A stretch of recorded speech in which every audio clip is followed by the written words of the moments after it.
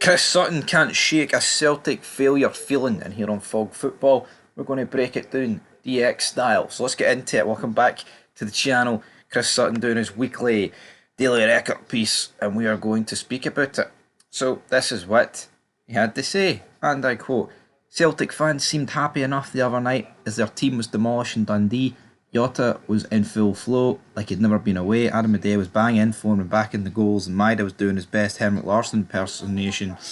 It was like the supporters had forgotten all about KYOGO and his departure for Rennes. That's fair enough, but I can't help but feel the failure to replace him is a major disappointment. Listen, Celtic are 13 clear in the league with 13 to go. I don't think it's done yet, but I can see why plenty of people do. Scottish Cup, is there to be won too. And I'm looking at this week's Bayern Munich game and wondering why Celtic haven't given themselves the best possible chance of a result. We know they're up against it. Celtic could have signed a 25 million striker and still got battered by Bayern, but that's not the point. By failing to build from position of strength, they've hampered chances of causing an upset rather than improving them. End of quote. Yeah, I mean, seen an article earlier about Bundesliga reporter or whatever talking to like Company and Kane saying, "Oh, why don't you skip the game on Wednesday and focus on the Bayer Leverkusen game?" Which I think is disrespectful. You know what I mean? Focus on the Bayer Leverkusen game. I mean, Bayern. I know they didn't win it last year, right? But Bayern win Bundesligas as much as Celtic win Scottish Premierships these days. All right. So to me, the Champions League game is of even more importance to Bayern Munich than it is to Celtic, because Bayern Munich are realistically challengers. I mean, I believe they're fourth favourite. I think it's Liverpool, Barca, Arsenal, and then Bayern Munich. So I get it, right? If Harry Kane picked up a mysterious illness and missed the next two games, Bayern are obviously still favourites, but does the guy not want to win more trophies than the zero that he's already got? You know what I mean? Anyway, we move on. And I quote, and it's yet another transfer window where fans are left wondering what went wrong. Brendan Rodgers said he knew KYOGO wanted to go for months and he wanted a replacement. This wasn't like Dembele dropped a bombshell on deadline day.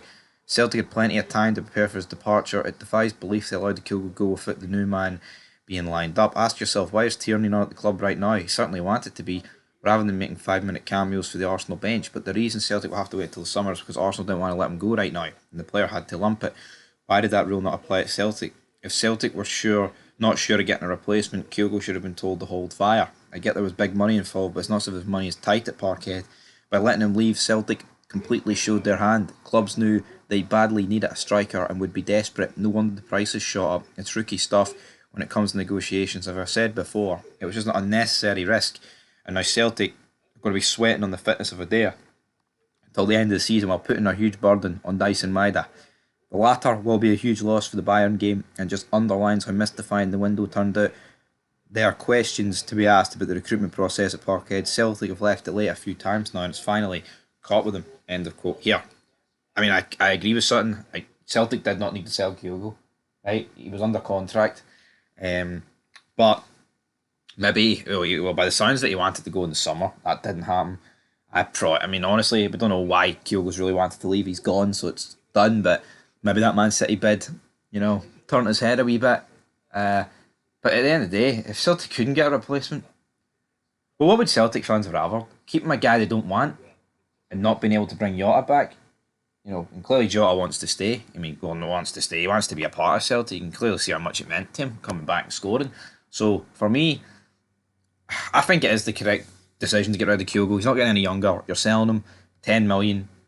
And realistically, I don't think it's going to have a massive effect on the rest of the season. If the league was close and Celtic weren't playing particularly great and they've just sold their best striker they've had since Larsson and they had a real shot in the Champions League, there should be more uproar about it. But the reality is, I don't think it's that big of a deal. And we'll see where that ends up. Anyway, guys, that'll do it here on Fog Football. Be back later. Match review for Rafe. The Rafe upset that was definitely going to happen. Ha ha ha. No. But yeah, I might actually do a wee live stream today at like 4:30 for the last like 15-20 minutes, half an hour, for the Scottish Cup games. So stay tuned for that on Fog Football. First live stream this year. We haven't done a live stream this year, so all the more intriguing, isn't it?